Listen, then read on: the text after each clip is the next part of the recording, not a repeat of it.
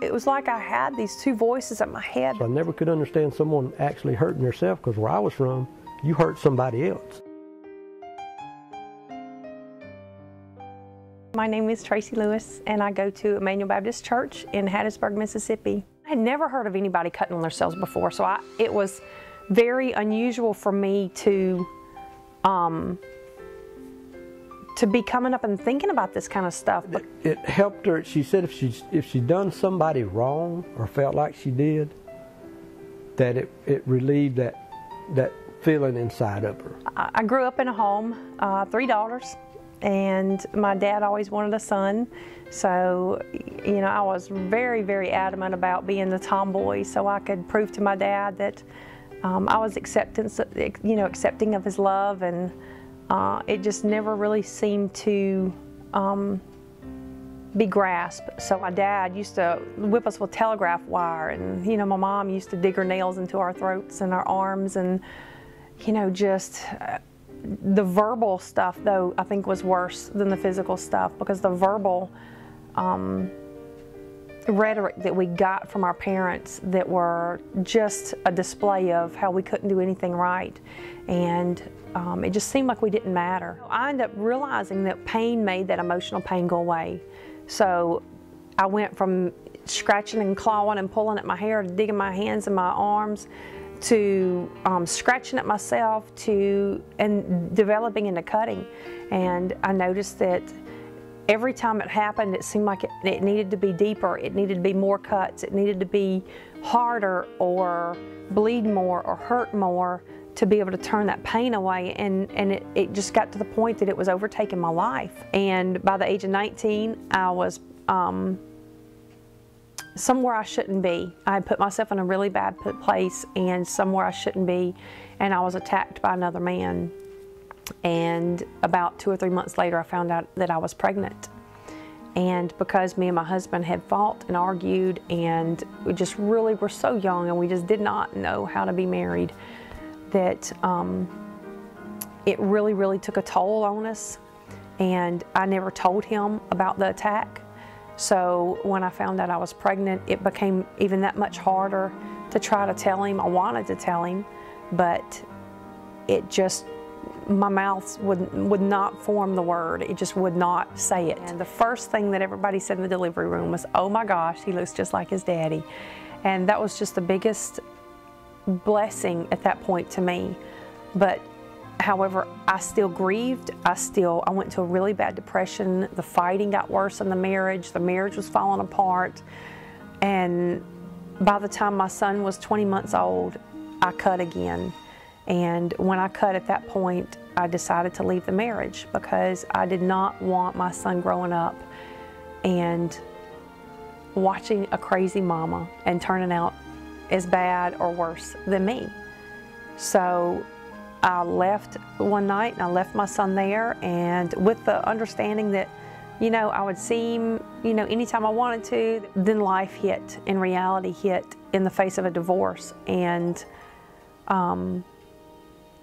got to the point I didn't see him much, and I wept and I wept and I cried, and because I felt like such a failure, I started cutting even worse. And the more I cut, the more guilty I felt, and the worse the cycle got, and it just repeated and repeated and repeated, and I just felt like I was in a whirlwind. It was like I was in a tornado and just couldn't get out of it. I didn't know which way to make myself stop.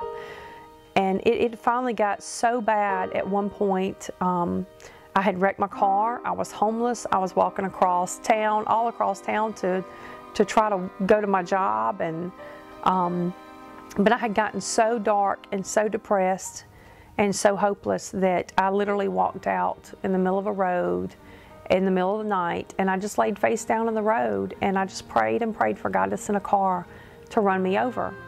And I lay there for the longest time, and no car came, and I was so angry with God. So I got up on my knees, and I was just screaming to God, why have I messed up so bad that you don't even want me in heaven with you? Do you think I'm going to mess heaven up?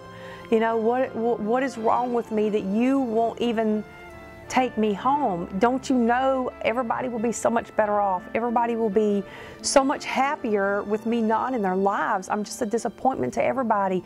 I've been a failure as a mom. I've been a failure as a wife. I've been a failure as a daughter. I've been a failure as a friend. I'm miserable and I'm a failure. Please take me. And God didn't. But when I first met her, she had a lot of anger in her. You know, she had a lot of revenge to get back at certain people that hurt her along the way, you know. During that time, she was cutting on herself. I couldn't understand that. It really messed with my head. Why would you cut a cut that long across your leg, that wide, you know, just to relieve pain or anger or something? I couldn't understand that. Then I started getting in Scripture and learning how God felt about me. And that was something that I had never been told before, was how God felt about me and how beautiful God thought I was. And I could see Tracy slowly changing as we got in the church. You know, she wanted to go to a manual. I didn't know how good that was going to work. I kindly fought against it. She steadily went, and finally I started going, and it all started working out pretty good, you know. And she's just on fire for the Lord right now, you know. And it was really odd and awkward to begin with, because some of those scriptures I didn't believe them, but I knew I wanted to believe them. So I would read them almost through gritted teeth, you know, and I would just have to read it over and over and over again. And then over time, I got to where I was reading them normal. And then next thing you know, I was reading them and believing them. And it was like a salve that God was just smoothing onto my spirit. I think the Lord has changed a bunch, you know. He has taken a lot of the pain out of it, you know. But it's also gave her the heart to go out and help others that's feeling the same pain. I get approached a lot by people, and each one is different, because sometimes what has been the catalyst to cause them to hurt, the cutting is not the issue. It's the pain that's driving them to that. If you can find that one special thing, you look them in the eye, you tell them how precious they are, maybe compliment them, tell them how beautiful they are. Be prayed up and discerning. So if God speaks a word to you to speak over them, you can speak that to them. Slow down and listen to what the child has to say. Start understanding why that child feels like that. You know, there's a reason there. And you got to find it.